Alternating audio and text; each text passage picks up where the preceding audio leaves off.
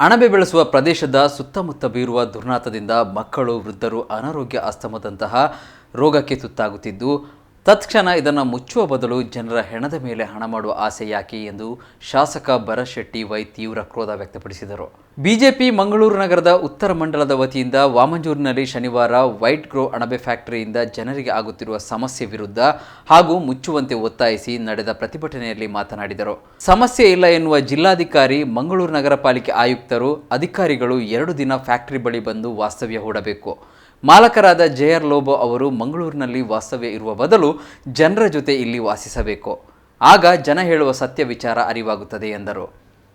ರಾಜಕೀಯೇತರ ಹೋರಾಟಕ್ಕೆ ನಾವು ಇಷ್ಟು ದಿನ ಒತ್ತು ನೀಡಿದ್ದೆವು.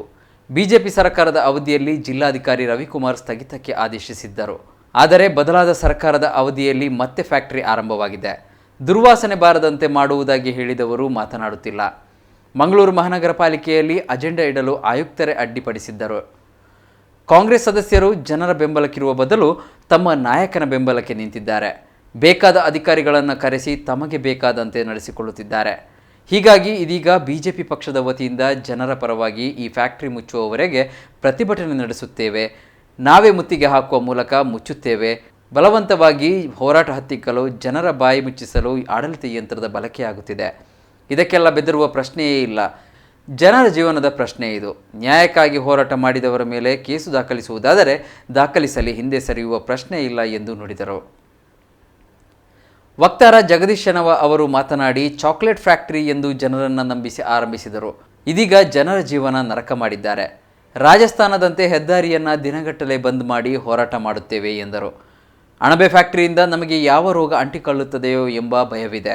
ದುರ್ವಾಸನೆ ಸಂದರ್ಭ ವಾಂತಿ, ತಲೆನೋವು ಸಹಿತ ಮಾನಸಿಕವಾಗಿ ಆಘಾತವಾಗುತ್ತದೆ. ಏನಾದರೂ ಆದರೆ ಇದಕ್ಕೆ ಹೊಣೆ ಯಾರು?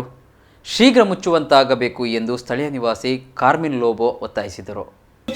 ನಾವು ಪ್ರತಿಯೊಂದು ಅಧಿಕಾರಿಗಳ ಹತ್ರ ಹೋಗಿ ಪುನಃ ನೋಡಿ, ಹೀಗೀಗಾಗಿದೆ, ಬಂದ್ ಮಾಡಿದ್ದಾರೆ, ಇದರಲ್ಲಿ ಸ್ಮೆಲ್ ಬರ್ತದೆ, ವಾಸನೆ ಬರ್ತದೆ ಅನ್ನುವಂತ ಮಾತನ್ನು ಹೇಳಿದಂದ್ರೆ ನಾವೊಂದು 1000 ಸತಿ ಇದರಿಂದ ಹೇಳಿ ಹಾಕಿದ್ರಲ್ಲಿ ವಾಸನೆ ಬರ್ತದೆ, ಜನರಿಗೆ ಜೀವನ ಮಾಡ್ಲಿಕ್ಕೆ ಆಗುದಿಲ್ಲ ಅನ್ನುವಂಥದ್ದನ್ನ ಹೇಳಿ ಪುನಃ ಅಧಿಕಾರಿಗಳು ಬಂದ್ರು. ಈ ಹೊಸ ಅಧಿಕಾರಿಗಳಿಗೆ ಪುನಃ ಅದೇ ಪಾಠವನ್ನ ನಾವು ಪುನಃ ಹೇಳಬೇಕಾಯ್ತು. ಅದು ತೂಲೆ ಇಂಚ ಹಾಗೆ ಹೀಗೆ ಅದೆಲ್ಲ ವಾಸನೆ ಬರ್ತಾ ಇದೆ, ನಿಮ್ಗೆ ಅರ್ಥ ಆಗ್ತಾ ಇಲ್ಲ, ನೀವು ಬಂದು ನೋಡಿ, ಅದು ನೋಡಿ, ಇದು ನೋಡಿ ಅನ್ನುವಂಥ ಮಾತನ್ನ ಹೇಳಿದೆ. ತಗುವಂತ ಪ್ರಯತ್ನವನ್ನು ನಾವು ಮಾಡಬೇಕು. ನಾನು ಅದಕ್ಕೆ ಕಾರ್ಪೊರೇಟರ್ ಹೇಮಕನ ಹತ್ರ ಹೇಳಿದೆ, ನೀವೊಂದು ಕ್ವಶನ್ ಅನ್ನು ಹಾಕಿ, ಕ್ವಶನ್ ಅನ್ನ ನೀವು ಎಜೆಂಡಾದಲ್ಲಿ ಹಾಕಿ ಅನ್ನುವಂಥ ಮಾತನ್ನು ಹೇಳಿದೆ. ಸರಿ ಹಾಕಿದ್ರು, ಮೊನ್ನೆ 3ನೇ ಸಾರಿ ಹಾಕಿದ್ರು. ಅದಕ್ಕಿಂತ ಹಿಂದೆ 2 ಸಾರಿ ಹೇಮಕ್ಕ ಕ್ವಶನ್ ಅನ್ನ ಮ್ಯಾಂಗ್ಳೂರ್ ಸಿಟಿ ಕಾರ್ಪೊರೇಷನ್ ಅಲ್ಲಿ ಕೌನ್ಸಿಲ್ ಮೀಟಿಂಗ್ಗೆ ಎಜೆಂಡಾದಲ್ಲಿ ಬರಬೇಕನ್ನುವಂತ ಒಂದು ಟಿಪ್ಪಣಿಯನ್ನ ಮೇಯರ್ ಹತ್ರ ಸೈನ್ ಮಾಡಿಸಿ ಕಾರ್ಪೊರೇಷನ್ ನಾನು ಬರ್ತೇನೆ. ಎಲ್ಲೋ ಕುಳಿತುಕೊಂಡು ಈ ಕಷ್ಟ ನನಗೂ ಅರ್ಥ ಆಗುದಿಲ್ಲ, ಯಾಕಂದ್ರೆ ನನ್ನ ಮನಸ್ಸ ಇಲ್ಲಲ್ಲ, ನನ್ನ ಮನಸ್ಸ ದೂರ ಇದೆ. ಸ್ಥಳೀಯರ ಕಷ್ಟ ಇಲ್ಲಿ ಬಂದು ನಿತ್ರೆ ಮಾತ್ರ ಗೊತ್ತಾಗ್ತದೆ. ನಾನು 2-3 ಸತಿ ನಾನು ಒಳಗೆ ಬಂದಿದ್ದೇನೆ. 1/4 ಗಂಟೆ ನಿಲ್ಲಿಕ್ಕೆ ಆಗುದಿಲ್ಲ. ಇಲ್ಲಿಗೆ 1/4 ಗಂಟೆ ವಾಸನೆ ಬರುವಂತ ಸಮಯದಲ್ಲಿ ನಮಗೆ ಒಮಿಟ್ ಆಗ್ತದೆ. ರಾಜಕೀಯವಾಗಿ ಇದನ್ನ ನಾವು ಯಾಕೆ ತೆಗೆದುಕೊಳ್ಳಲಿಲ್ಲ ಅನ್ನುವಂತ ಮಾತನ್ನು ಆಗ ಹೇಳಿದ್ ಯಾಕಂತ ಹೇಳಿದ್ರೆ, ನಮ್ಮ ಇಲೆಕ್ಷನ್ ಇರುವ ಸಮಯದಲ್ಲಿ ಇದನ್ನ ರಾಜಕೀಯ ಮಾಡುವಂತ ಶಕ್ತಿ ನಮಗೆ ಸೇರಿತು, ನಾವು ಮಾಡಲಿಲ್ಲ. ಆದ್ರೆ ಈ ರೀತಿಯ ಧೋರಣೆಯನ್ನ ನೀವು ಕಾಂಗ್ರೆಸ್ ಅವರು ನಿಮ್ಮ ಸರ್ಕಾರ ಬಂದ ನಂತರ, ನಮ್ಮ ಸರ್ಕಾರ ಇದ್ದಾಗ ನಾವು ಬಂದ್ ಮಾಡಿದ್ದೇವೆ ಅದನ್ನ. ನಿಮ್ ಸರ್ಕಾರ ಬಂದ ಕೂಡ ಆ ಫ್ಯಾಕ್ಟರಿ ಸ್ಟಾರ್ಟ್ ಆಗ್ತದೆ ಅಂತ ಹೇಳಿದ್ರೆ ಇದು ರಾಜಕೀಯ ಅಲ್ಲದೆ ಮತ್ತೇನು?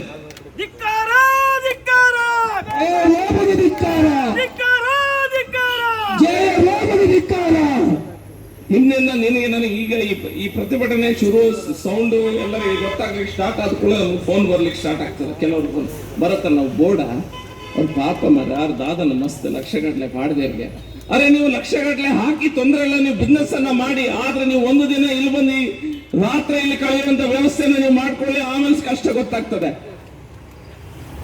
ಅಲ್ಲಿ ಎಷ್ಟೋ ಜನ 200 ಜನ 100 ಜನ ಕೆಲಸಕ್ಕಿದ್ದಾರೆ, ಕೆಲಸ ಕೊಟ್ಟಿದ್ದಾರೆ. 25 ಜನ ಬಹುಶಃ ನಮ್ಮ ಮಂಗಳೂರು ಪರಿಸರದವರು ಮತ್ತು ಉಳಿದವರೆಲ್ಲ ಜಾರ್ಖಂಡಿನವರನ್ನು ಕರೆಸಿ ಇಲ್ಲಿ ಕೆಲಸ ಮಾಡ್ತಾ ಇದ್ದಾರೆ. ಸ್ಥಳೀಯರಿಗೆ ಉದ್ಯೋಗ ಕೊಡುತ್ತೆ ಅಂತ ಹೇಳುವಂತ ಮಾತನ್ನು ನೀವು ನಮಗೆ ತಿಳಿಸೋದು ಬೇಡ. ಬಂದ್ ಮಾಡಿದ ನಂತರ ಎಲೆಕ್ಷನ್ಗಳಾಯ್ತು, ಸರ್ಕಾರ ಬದಲಾವಣೆ ಆಯ್ತು. ಸರ್ಕಾರ ಬದಲಾವಣೆ ಆದ ಕ್ಷಣ ಇವರು ಅಧಿಕಾರಿಗಳನ್ನ ಎಲ್ಲೆಲ್ಲ ಆಯಕಟ್ಟದ ಜಾಗಗಳಲ್ಲಿ ಇವರು ಅಧಿಕಾರಿಗಳನ್ನ ತಂದು ಕೂರಿಸಿದ್ರು. ಅಧಿಕಾರಿಗಳನ್ನ ಬೇರೆ ಕಡೆಯಿಂದ ಟ್ರಾನ್ಸ್ಫರ್ ಮಾಡಿ ಇಲ್ಲಿಗೆ ತರುವಂತ ಸಮಯದಲ್ಲಿ ಅವರಿಗೆ ಕಟ್ಟುನಿಟ್ಟಿನ ಡೈರೆಕ್ಷನ್ಸ್ ಅನ್ನು ಕೊಟ್ಟಿದ್ರು. ನೀವೆಲ್ಲ ಮಂಗಳೂರಿಗೆ ಬಂದು ಅಧಿಕಾರ ವಹಿಸುವುದಾದ್ರೆ ನಮ್ಮ ಅಣಬೆ ಫ್ಯಾಕ್ಟರಿ ಏನಿದೆ ಅದರ ವಿರುದ್ಧ ಹೋರಾಟ ಮಾಡುವವರ ಪರವಾಗಿ ನಿಲ್ಲಬಾರದು. ಅದಕ್ಕೆ ಸಪೋರ್ಟ್ ಮಾಡಿ ನೀವೆಲ್ಲ ಆಲೋಚನೆಯನ್ನ ಮಾಡಬೇಕು ಅನ್ನುವಂತ ಮಾತನ್ನು ಹೇಳಿ ಇದೆಲ್ಲ ಅಧಿಕಾರಿಗಳನ್ನ ಆಯಾಯ ಕಟ್ಟಿನ ಜಾಗದಲ್ಲಿ ಕೊಡಿಸಿದ್ರು. ಇದನ್ನ ಕಂಪ್ಲೀಟ್ ಆಗಿ ಪ್ರಯೋಜನ ಪಡುವಂತ ಒಂದು ಅವಕಾಶ ಇತ್ತು. ಯಾಕಂದ್ರೆ ಇದನ್ನ ನಾನು ಇಮಿಡಿಯೇಟ್ ಆಗಿ ಬಿಜೆಪಿ ಮತ್ತು ಕಾಂಗ್ರೆಸ್ ಅಂತ ಮಾಡಬಹುದಿತ್ತು. ಆವಾಗ ಈ ಪಕ್ಷಾತೀತ ಅದು ಇದೆಲ್ಲ ಬೇಡ, ಇದು ಕಾಂಗ್ರೆಸ್ನ ಅಭ್ಯರ್ಥಿ ಯಾರು ದಕ್ಷಿಣದಲ್ಲಿ ನಿಲ್ತಾ ಇದ್ದಾರೆ ಅವರ ಫ್ಯಾಕ್ಟರಿ, ಹಾಗಾಗಿ ನಾವು ಖಂಡಿತ ಇದರ ವಿರುದ್ಧ ಭಾರತೀಯ ಜನತಾ ಪಾರ್ಟಿಯ ಹೋರಾಟ ಅನ್ನುವಂತ ಒಂದು ಯೋಚನೆಯಲ್ಲಿ ಮಾಡಬಹುದಿತ್ತು. ನನಗೆ ಇಲೆಕ್ಷನ್ ಅಲ್ಲಿ ಸಹಾಯ ಆಗ್ತದೆ, ರಾಜಕೀಯದವ್ರು ಮಾಡ್ತಾರೆ ಇದಲ್ಲ. ಆದ್ರೆ ಭಾರತೀಯ ಜನತಾ ಪಾರ್ಟಿಯ ಡಿಸಿಷನ್ ಏನಿತ್ತು ಅಂತ ಹೇಳಿದ್ರೆ, ಇದಕ್ಕೆ ಇಲೆಕ್ಷನ್ ಬರ್ತದೆ, ಇಲೆಕ್ಷನ್ ಹೋಗ್ತದೆ, ನಾವು ಇದಕ್ಕೆ ರಾಜಕೀಯ ಕಲ್ಲರನ್ನ ಬಣ್ಣವನ್ನ ಕೊಡಬಾರದು, ಅಲ್ಲಿರುವಂತ ಸ್ಥಳೀಯ ಜನರ ಸಮಸ್ಯೆಗೆ ಪರಿಹಾರ ಕೊಡುವಂತ ದೃಷ್ಟಿಯಲ್ಲಿ ಮಾತ್ರ ಈ ಹೋರಾಟವನ್ನ ಮಾಡಬೇಕೆ ವಿನ ಇದು ಕಾಂಗ್ರೆಸ್ ವಿರುದ್ಧದ ಮತ್ತೊಂದು ಪಕ್ಷದ ವಿರುದ್ಧದ ಹೋರಾಟ ಅಲ್ಲ ಅನ್ನುವಂತ ಕಾರಣಕ್ಕಾಗಿ ನಾನು ಆಗ ಒಪ್ಪಲಿಲ್ಲ. ನಾವೆಲ್ಲ ಸಹ ಇದು ಪಕ್ಷಾತೀತವಾಗಿಯೇ ಹೋರಾಟ ಮಾಡಬೇಕು ಒಂದು ಯೋಚನೆಯೊಂದಿಗೆ ನಾವು ಹೋರಾಟ ಮಾಡಿದ್ದೆವು. ಯಾವುದು ಊರು ಇಲ್ಲದಂತ ಪರಿಸರವನ್ನ ನೋಡಿ ಈ ರೀತಿ ಅಣಬೆ ಕೃಷಿಯನ್ನ ಮಾಡ್ಲಿಕ್ಕಿದ್ರೆ ಮಾಡಿ. ನಿಮ್ಗೆ ಮಾಡ್ಲಿಕ್ಕಿರೋ ಉದ್ದೇಶ ದುಡ್ಡು. ಪುನಃ ನನ್ನ ಹತ್ರ ನನಗೂ ಫೋನ್ ಮಾಡಿದ್ರು ಆಗ ಇಲೆಕ್ಷನ್ ಟೈಮಲ್ಲಿ ಹೇಳಿದ್ರು, ಡಾಕ್ಟ್ರೆ ಹೆಂಗೆ 90 ದಿವಸ 41 ದಿನದಲ್ಲಿ ಇದಾಗ್ತದೆ, ಇನ್ನೊಂದು 30 ದಿನ ಕೊಡಿ, ನಾನು ಅದನ್ನೆಲ್ಲ ಸ್ವಿಟ್ಜರ್ಲೆಂಡ್ ಇಂದ ಎಲ್ಲಿಂದ ನಾವು ತರಿಸ್ತೇನೆ, ಅದೀಗ ಚೆನ್ನೈಗೆ ಬಂದಿದೆ. ಚೆನ್ನೈಗೆ ನೋಡಿದ್ರೆ ದೊಡ್ಡ ಫ್ಯಾನ್ ಅನ್ನು ಹಾಕಿದ್ರು, 2 ಮದುವೆ ಮನೆಯಲ್ಲಿ ಹಾಕುವಂತ ಫ್ಯಾನ್ ಅನ್ನು 2 ಇಟ್ಟು ಅದನ್ನ ಮಿಷಿನ್ ಅಂತ ಹೇಳ್ತಾ ಇದ್ದಾರೆ. ಮದುವೆ ಮನೆಯಲ್ಲಿ ಇಡುವಂತ ಫ್ಯಾನ್ ಪನ್ನೀರ್ ಹಾಕಿ ಬಿಡ್ತಾರಲ್ಲ ಆ ದೊಡ್ಡ ಫ್ಯಾನ್ ಅನ್ನು ಆಕಾಶಕ್ಕೆ ಹಾಕಿ ಅದು ಎಕ್ಸಾಸ್ಟ್ ಅಂತ. ಇದು ರಾಜಕೀಯ. ಈಗ ರಾಜಕೀಯ ಶುರು ಮಾಡಿದ್ದಾರೆ. ಇವತ್ತು ನಾನು ಮೊನ್ನೆಯಿಂದ ನಾನು ಕಾಯ್ತಾ ಇದ್ದೆ, ಸರಿ ಮಾಡ್ಲಿ ಇವರು, ಸರಿ ಮಾಡ್ಲಿ, ಒಂದು ಅವಕಾಶ ಕೊಡುವ, ತೊಂದರೆ ಇಲ್ಲ, ಸರಿ ಮಾಡ್ಕೊಳ್ಳಿ ಅನ್ನುವಂಥದ್ದು. ಇನ್ನೂ ಸಹ ಸರಿ ಮಾಡುವಂತ ಯಾವುದೇ ಲಕ್ಷಣ ತೋರ್ತಾ ಇಲ್ಲ. ಅವ್ರ ಮನಸ್ಸಿನಲ್ಲಿ ಹೇಗಿದೆ ಅಂತ ಹೇಳಿದ್ರೆ, ನಮ್ಮನ್ನ ಅಪಮಾನ ಮಾಡಿ ಮಾಡ್ತಾ ಇಲ್ಲ, ಆದ್ರೆ ಇದನ್ನ ಈ ರೀತಿಯ ನಾವು ಇದನ್ನ ಹ್ಯಾಂಡಲ್ ಮಾಡಬೇಕಾದಂತ ಅವಶ್ಯಕತೆ ಇದೆ. ಅದಕ್ಕೋಸ್ಕರ ನಾನು ಮಾತಾಡ್ತಾ ಇದ್ದೇನೆ. ನಿಮ್ಮ ಮನೆಯಲ್ಲಿ ಇರ್ಬೋದು, ನೀವು ನನಗೆ ಓಟ್ ಹಾಕದಿದ್ರೆ ತೊಂದರೆ ಇಲ್ಲ, ನೀವು ಕಾಂಗ್ರೆಸ್ಗೆ ಓಟ್ ಹಾಕಿರ್ಬೋದು, ನಂಗೆ ಚಿಂತೆ ಇಲ್ಲ. ಸಮಸ್ಯೆಯನ್ನ ಪರಿಹಾರ ಮಾಡಲಿಕ್ಕೆ ನಾವು ಒಟ್ಟಾಗಿ ನಿಂತರೆ ಮಾತ್ರ ಸಮಸ್ಯೆ ಪರಿಹಾರ ಮಾಡಲಿಕ್ಕೆ ಸಾಧ್ಯ. ನಾಡ್ದು ಇಲೆಕ್ಷನ್ ಬರ್ತದೆ, ಪುನಃ ಇಲೆಕ್ಷನ್ ನಿಮಗೆ ಬೇಕಾದವರಿಗೆ ಓಟ್ ಹಾಕಿ. ನಾನು ಹೇಳ್ತಾ ಇದ್ದೆ, ನಾನು ಓಟ್ ಕೇಳಲಿಕ್ಕೆ ಓಟ್ ಬೇಡಲಿಕ್ಕೆ ಇಲ್ಲಿ ನಿಲ್ಲಿಲ್ಲ. ನಾವು ಜನಪರವಾಗಿ ಹೋರಾಟ ಮಾಡ್ತಾ ನಿಮಗೆ ನ್ಯಾಯ ಕೊಡಿಸುವಂತ ಪ್ರಯತ್ನವನ್ನ ಮಾಡಲಿಕ್ಕೆ ಇಲ್ಲಿ ನಿಂತಿದ್ದೇವೆ. ಸಾಧ್ಯ ಇಲ್ಲ. ನಿಮ್ ಸರ್ಕಾರ ಇದೆ, ನಿಮ್ಮ ಅಧಿಕಾರಿಗಳಿದ್ದಾರೆ, ನಾವೇನೋ ನಿಮ್ಮ ಹತ್ರ ದೊಡ್ಡ ಡಿಮಾಂಡ್ ಹಾಕಿ ಏನು ಕೇಳ್ತಾ ಇಲ್ಲ. ನಮ್ಗೆ ನ್ಯಾಯ ಕೊಡಿ ಅನ್ನುವಂತ ಮಾತನ್ನು ನಿಮ್ ಮುಂದೆ ಇಡ್ತಾ ಇದ್ದಾರೆ. ನಮ್ಗೆ ನ್ಯಾಯ ಕೊಡಿ, ಅಷ್ಟು ಸಾಕು. ನಮ್ಮ ಮಕ್ಕಳಿಗೆ ಶಾಲೆ ಹೋಗ್ಲಿಕ್ಕಿಂತ ಮುಂಚೆ ಬೆಳಿಗ್ಗೆ ಎದ್ದು ಕೂಡಲೇ ವಾಮಿಟಿಂಗ್ ಸ್ಟಾರ್ಟ್ ಮಾಡ್ತಾರೆ ಮಕ್ಕಳು, ಮನೆ ಮಕ್ಕಳು ಎಲ್ಲ ವಾಮಿಟಿಂಗ್ ಮಾಡ್ತಾ ಇದ್ದಾರೆ. ಅಸ್ತಮಾ, ಲಂಗ್ ರಿಲೇಟೆಡ್ ಡಿಸೀಸ್ ಇರುವಂತ ಹಿರಿಯರು ಯಾರಿದ್ದಾರೆ ಅವರನ್ನೆಲ್ಲ ಆಸ್ಪತ್ರೆಗೆ ಶಿಫ್ಟ್ ಮಾಡಬೇಕಾದಂತ ಒಂದು ಸಮಯ ಬಂದಿದೆ.